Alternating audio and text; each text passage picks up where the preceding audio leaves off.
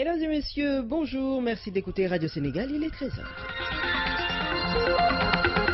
Au micro, Rougiatouba, la technique, Amadou Nicolas Cham, voici les titres. Le début du carême chrétien aujourd'hui, mercredi des cendres.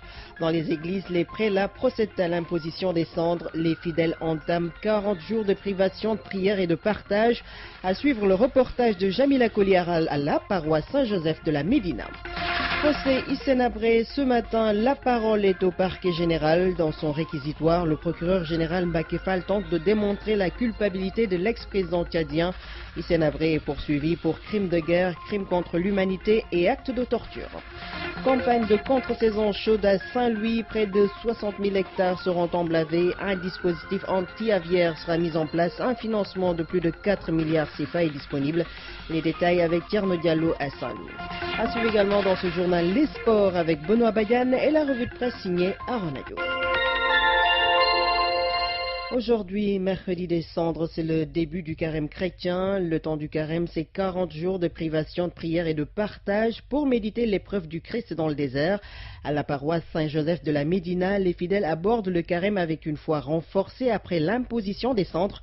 Le reportage de Jamila Koli. Convertissez-vous et croyez à la bonne nouvelle. D'abord le retour à Dieu pour un saint temps de carême, tout le sens du cendre imposé sur le front des fidèles chrétiens. Le père Raphaël Diop, prêtre à la paroisse Saint-Joseph de la Médina. L'imposition des cendres nous rappelle que nous sommes poussière, nous sommes faibles et nous acceptons ce cheminement de conversion pour revenir au Seigneur. La réconciliation, la prière dans la discrétion, le jeûne dans la joie et surtout pas de charité ostentatoire, ce sont là les contenus des lectures de la messe de ce début de carême. 40 jours où les chrétiens sont mis à l'épreuve, sauf les dimanches. Père Raphaël Diop. Le carême, c'est un moment de conversion, de renouvellement. Il nous est demandé d'accentuer notre temps de prière, de revenir au Seigneur par le jeûne, mais également accentuer le partage, le monde. Pour les chrétiens, la reconversion de par la privation, la prière, le partage, afin de vivre un saint temps de carême, seront de mise pour imiter l'épreuve du Christ dans le désert. On doit suivre le pas du Seigneur et faire beaucoup de sacrifices en donnant, beaucoup prier. Nous devons suivre le carême. C'est une prescription divine. C'est un temps de pénitence et nous chrétiens, nous souhaitons réellement la vivre en changeant de comportement et en s'aimant autour de nous l'amour. C'est dans le repentir que les fidèles chrétiens vont vivre durant les 40 jours d'avenir.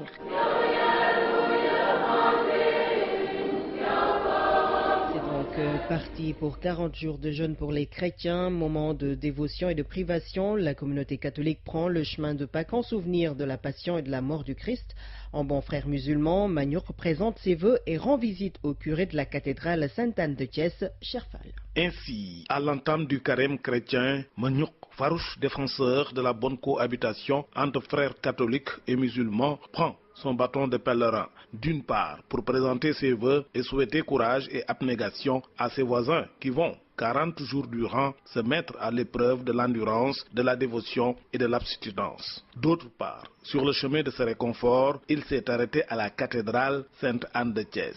Sa visite de courtoisie au curé a bien porté ses fruits. Abbé Henri VI livre les recettes du carême. Pour nous, le jeûne, c'est surtout une conversion du cœur, un retour à Dieu pour mieux vivre sa relation avec lui qui se traduit au quotidien dans une proximité avec le semblable. Parce que nous ne pouvons pas connaître Dieu si nous ignorons l'homme qui est son image et sa ressemblance sur la terre. D'intenses moments de prière, de méditation et de privation et d'invite surtout à un retour à Dieu commencent pour le bien-être de la communauté. La route vers Pâques est ainsi empruntée par nos frères chrétiens qui ont aussi le souvenir de la passion et de la mort du Christ. Bon carême. RTS Thiès, Cherfal. À l'écoute de Radio Sénégal, il est 13h04. L'UDEN dénonce les lenteurs notées dans la régularisation des dossiers administratifs et salariales des situations administratives, mais aussi salariales des enseignants. L'Union démocratique des enseignants du Sénégal, selon cette union, donc au moins 5000 dossiers sont en souffrance au ministère des Finances. Face à la presse ce matin, l'UDEN a appelé le gouvernement à respecter ses engagements. Ce syndicat, je le rappelle, a déposé le 18 janvier dernier un préavis de grève. Issa Faye, secrétaire chargé de l'administration et de la communication de l'UDEN, est au micro d'Aïssatou Sall. Nous avons voulu partager avec l'opinion sur notre préavis que nous avons déposé sur la table du gouvernement depuis bientôt un mois et qui essaie de lister les préoccupations propres à différents corps qui, dans la solidarité, composent l'UDEN.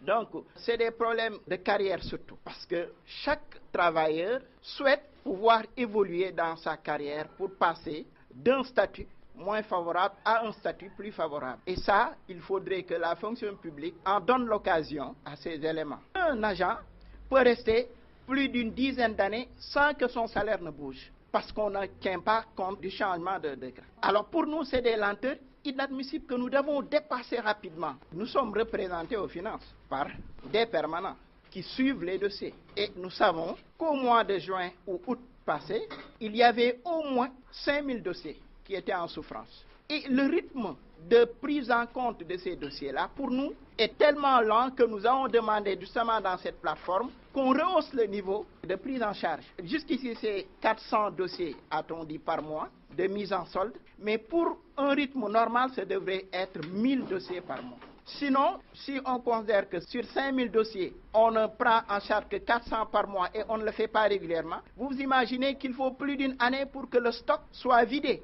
Alors que c'est un stock qui se renouvelle, parce qu'il y a d'autres dossiers qui viennent. Vous voyez ce cercle infernal-là. Donc il faudrait que le gouvernement fasse preuve de beaucoup plus de volonté dans la prise en charge de ces dossiers de mise en solde. Issa Faye, secrétaire chargé de l'administration et de la communication de l'UDEN.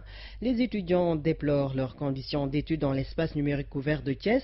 C'est pourquoi ils n'ont pas montré beaucoup d'enthousiasme lors de la cérémonie de remise d'ordinateurs et de tablettes aux étudiants de l'Université virtuelle du Sénégal dans le campus de Thiès et l'ENO.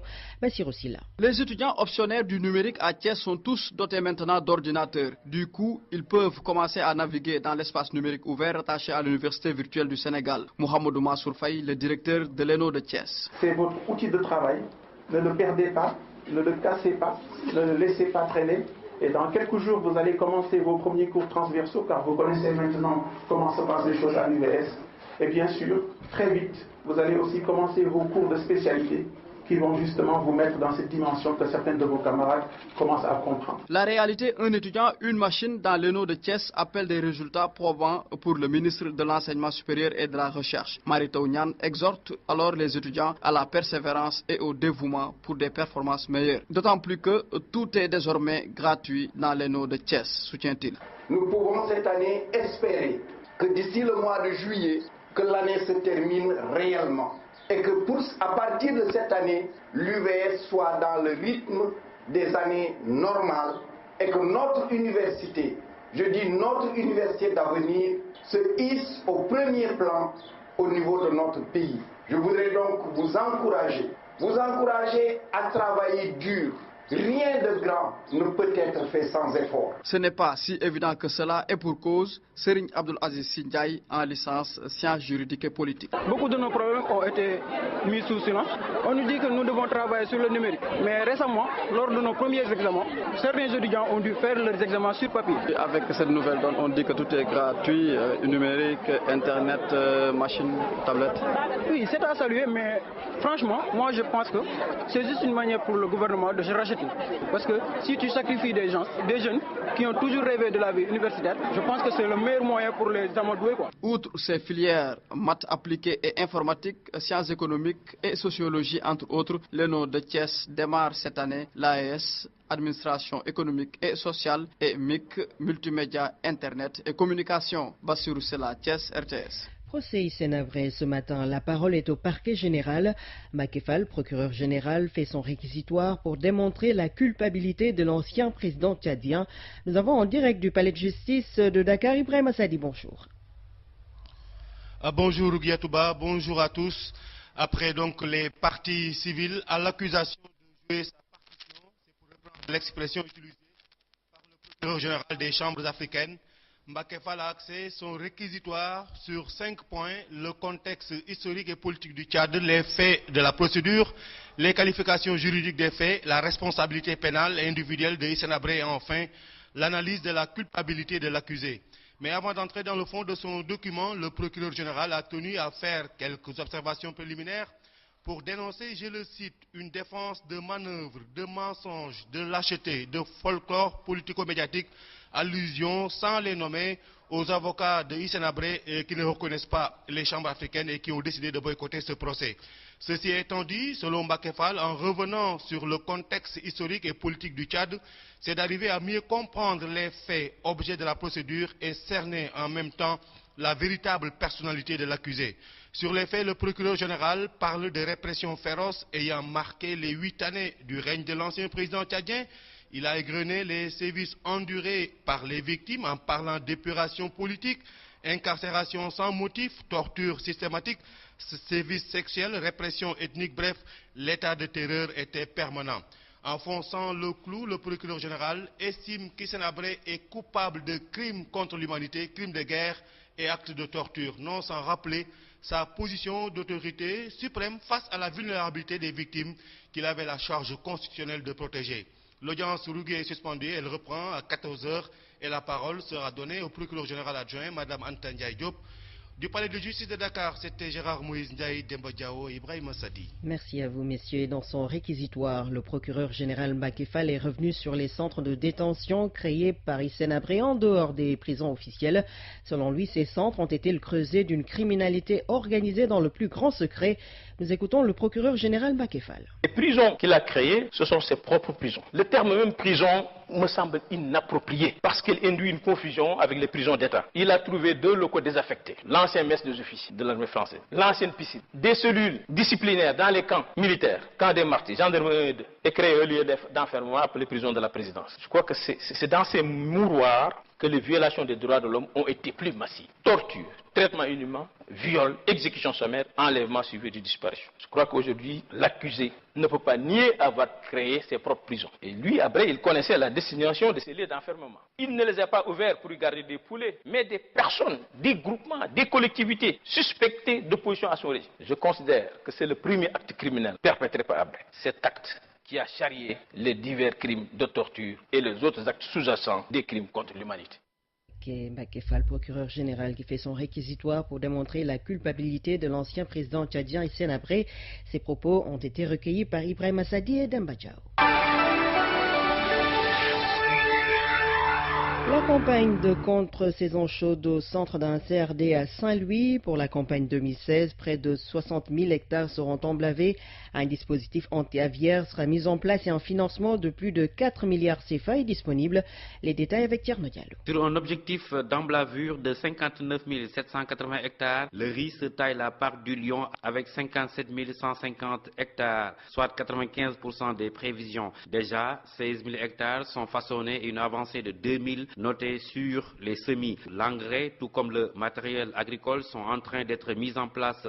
De plus, un financement de 4 milliards 369 millions de francs CFA est déjà réalisé. Autant de dispositions pour une bonne réussite de cette campagne de contre-saison chaude. Sadali, directeur régional du développement rural. De mettre en place un dispositif de lutte anti-aviaire, de voir exactement la mise en place de matériel agricole, c'est-à-dire les tracteurs et les offsets sont déjà sur place. Aussi, de voir exactement la mise en place des engrais. Donc, et le comité de crédit aussi, qui se réunissait des fois en fin février, c'est déjà 2 comités de crédit ont eu à se réunir. Donc actuellement, il y a le disponible du financement qui est là. Les emblavures ont commencé. Tout de même, l'urgence reste le département de Podor pour la mise en place des groupes motopompes. Il y a des urgences pour la mise en place de GMP, surtout pour les pives du département de Podor, où des fois il y a des difficultés, surtout si on est en courte saison, pour ces pives d'accéder, parce que ce n'est pas des stations de pompage. Donc ils ont besoin de ces GMP. Le représentant de la CED nous a rassuré pour dire que exactement des groupes de motopompes ont été commandés et au moins 180 seront disponibles pour cette saison chaude. 2016, une année charnière pour l'atteinte de l'objectif de l'autosuffisance en riz. C'est pourquoi le gouverneur a instruit les préfets, les institutions de microfinance, les services techniques, l'agrobusiness à coordonner leurs efforts pour que la région réalise les 60% qui lui sont assignés. Thierno Diallo, Saint-Louis, RTS.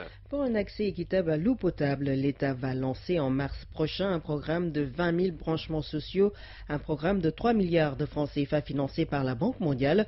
L'annonce est faite par le directeur général de la SONES à Ziguinchor. Dans cette région, la SONES a augmenté sa production. Elle passe de 6 000 à 14 000 mètres cubes jour et c'est grâce à 5 nouveaux forages réceptionnés hier.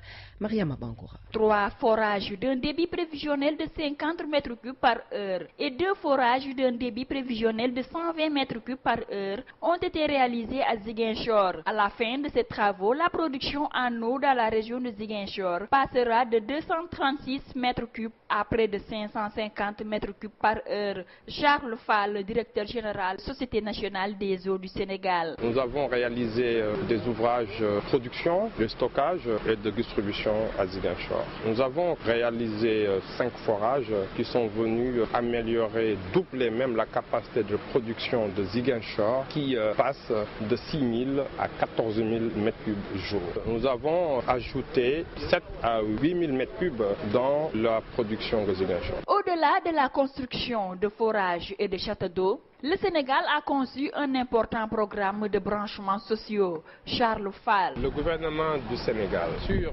financement de la Banque mondiale, a mis en place un nouveau programme pour accompagner tous les efforts qui ont été consentis dans les régions intérieures et à Dakar, en privilégiant les couches vulnérables, en mettant à leur disposition un programme de 20 000 branchements sociaux. Ces 20 000 branchements sociaux, d'un montant d'à peu près 3 milliards de francs CFA, seront accessibles dès le mois de mars.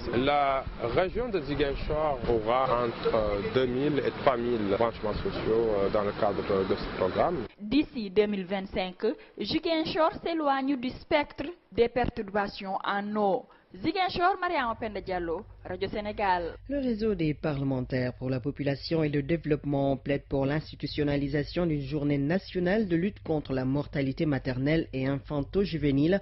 Ce réseau a organisé un forum à Bignona, Badara Djemé. Les efforts de l'État du Sénégal et ses partenaires pour réduire la mortalité maternelle et infanto-juvénile en Casamance restent plombés par l'enclavement, l'insuffisance ou le manque total d'infrastructures et de personnel qualifié. Des mots égrenés comme un chapelet par les élus à l'occasion du forum interrégional de plaidoyer pour l'institutionnalisation de la mortalité maternelle et infanto-juvénile. Kaba Diao, maire de Bignarabé, dans le département de Médina Yoro Foulah. 0 km de goudron. Tout le département est enclavé. On n'a que quelques postes de santé et manque de personnel. Il y a des zones qui sont plus reculées. Il n'y a même pas de cases de santé. Les cases de santé au niveau du département qui dominent. Il y a des chefs de lieu de communes qui n'ont pas de poste de santé aussi. Pour sauver l'enfant, il faut que l'enfant soit accouché dans une structure bien. Après avoir bien noté les doléances formulées par les élus, les parlementaires se sont engagés à mettre la pression sur les décideurs. Ibrahim Hassané, membre du réseau. Nous voulions venir entendre les populations à la base,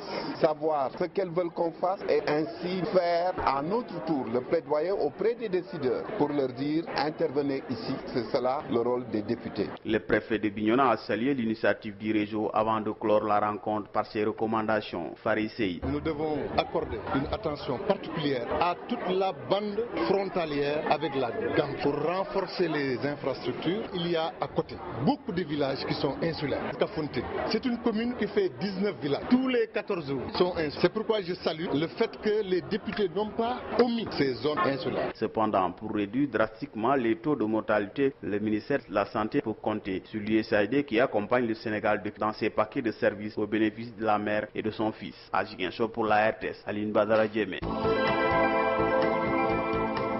Le monde bouge et vous devez le savoir. C'est pourquoi Radio Sénégal vous tient informé des faits, gestes et paroles qui impactent la marche du monde. C'est géo, c'est politique et c'est international. Au moins 8 personnes ont été tuées dans un attentat suicide au nord du Cameroun. Les kamikazes sont 2 jeunes filles qui auraient également trouvé la mort. L'attentat s'est produit lors d'une veillée funèbre. Le recruteur de l'État islamique au Nigeria a été arrêté. C'est ce que la direction des services secrets nigérians a indiqué dans un communiqué. Il s'agit d'Abdussalam Younoussa, arrêté le 17 janvier et détenu depuis à Kano. Sa nationalité n'a pas été dévoilée. Depuis plusieurs jours, la rumeur donnait Laurent Fabius partant du gouvernement. Le chef de la diplomatie française a confirmé son départ ce matin à l'issue du Conseil des ministres. Un communiqué de l'Élysée a annoncé que François Hollande envisageait la nomination de Laurent Fabius, 69 ans, à la présidence du Conseil constitutionnel.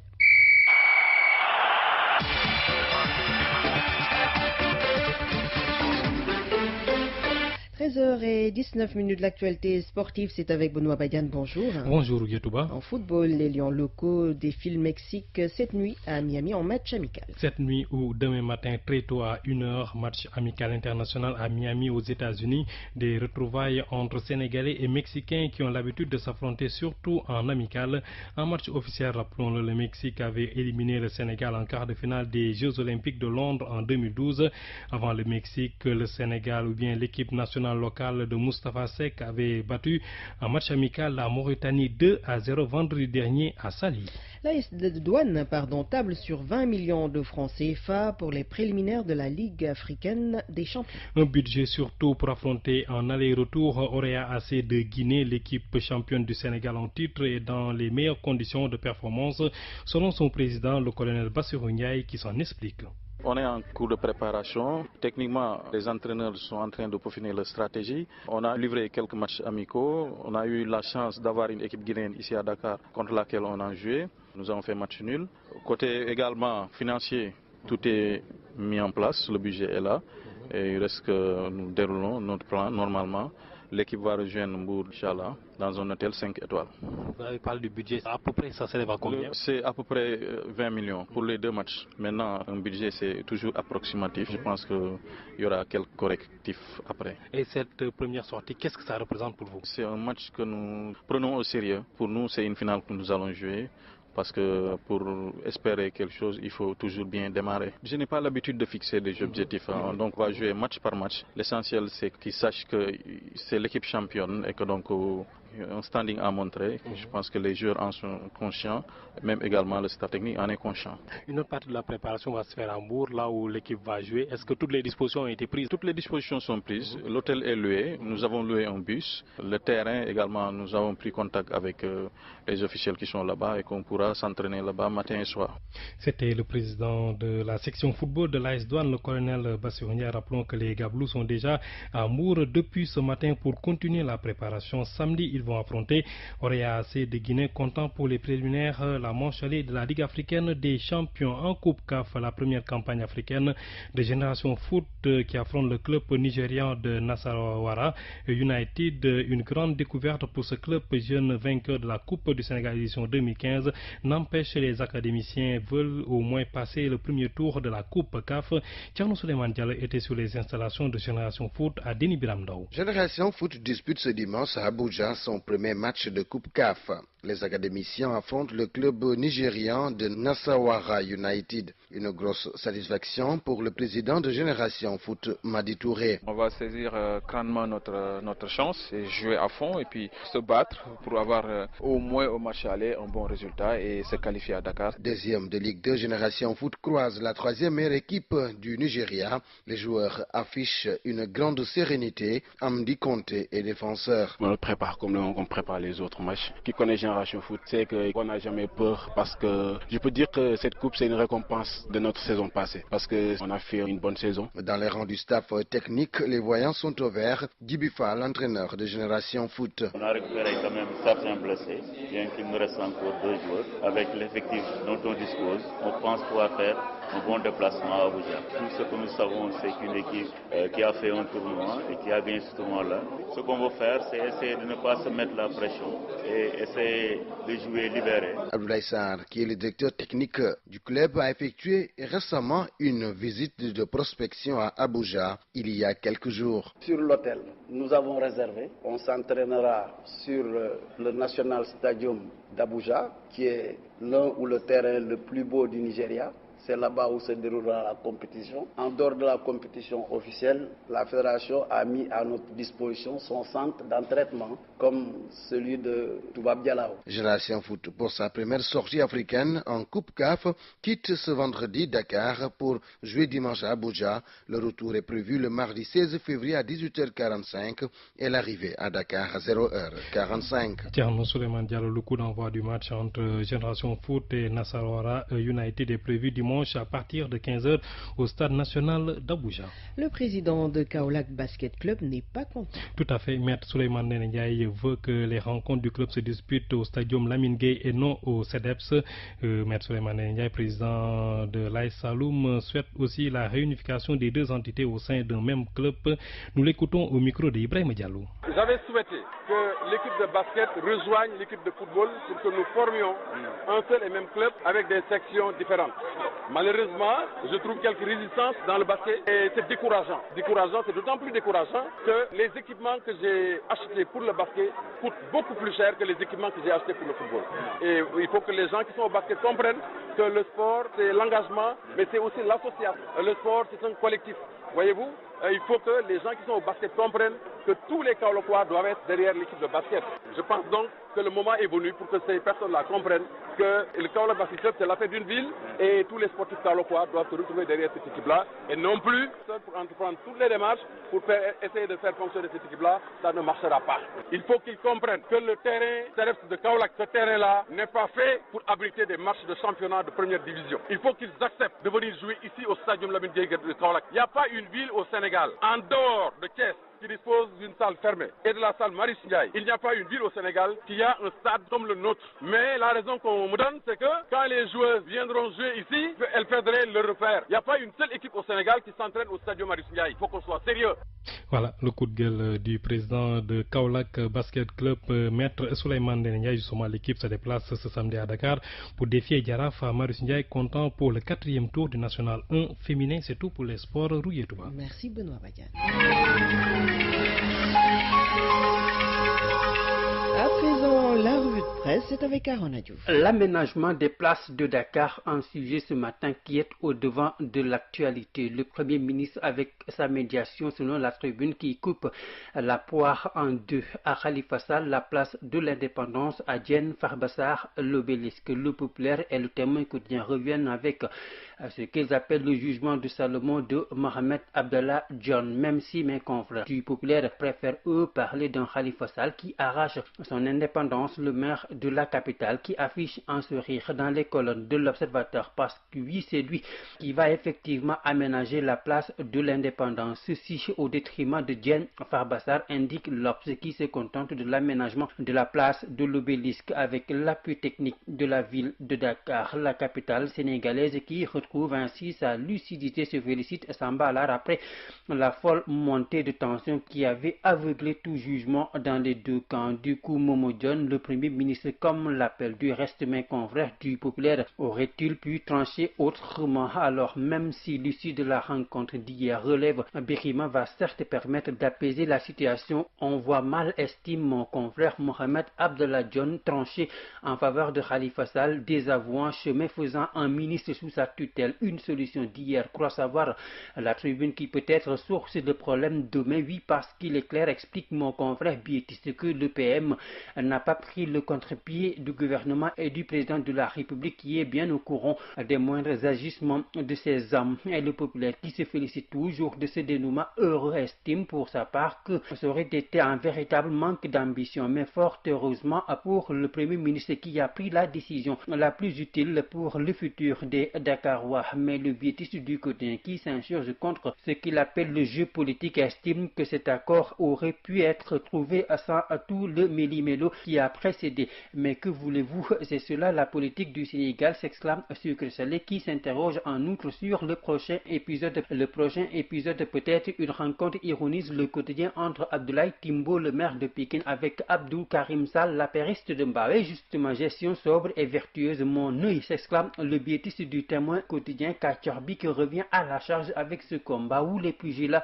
de notre oncle à nous tous, ironise mon confrère et du directeur général de l'ARTP. Combat prédit mon confrère qui nous fera certainement oublier la nationalité française de Abdoulaye Wade, le sac de Wali Balagosek, entre autres sujets de l'Observateur ce matin. C'est comment Macky Sall compte mener sa pré-campagne. Décryptage: Macky Sall veut un second mandat. Il ne va pas chercher loin selon ses proches collaborateurs qui informent qu'il va faire un long périple tant au niveau national qu'international parce qu'on ne change pas une équipe qui gagne une stratégie payante non plus. Macky Sall qui a fait sienne cette maxime, lui, le maître du jeu, le seul selon l'Observateur parmi tous les potentiels concurrents à la prochaine présidentielle à connaître la date exacte de la tenue de cette compétition électorale. Un président de la République qui avance, mais sûrement assure le journal vers 2017. 13h29, c'est la fin de ce journal. Le rappel des titres: procès Hissène Habré ce matin. La parole est au parquet général. Dans son réquisitoire, le procureur général Macky Sall tente de démontrer la culpabilité de l'ex-président tchadien. Hissène Habré est poursuivi pour crimes de guerre, crimes contre l'humanité et actes de torture. Campagne de contre-saison chaude à Saint-Louis. Près de 60 000 hectares seront emblavés. Un dispositif anti-aviaire sera mis en place. Un financement de plus de 4 milliards CFA est disponible. Le début du carême chrétien aujourd'hui, mercredi des cendres. Dans les églises, les prélats procèdent à l'imposition des cendres.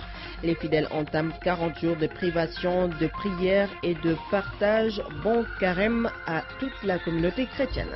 Merci à l'équipe de ce 13h. À la réalisation, Papa Malik et André Noël Tchandoum, technique assurée par Amadou Nicolas Thiam et Fatima Diop. Oumar Sow est au CDM. Mesdames et messieurs, merci de votre attention.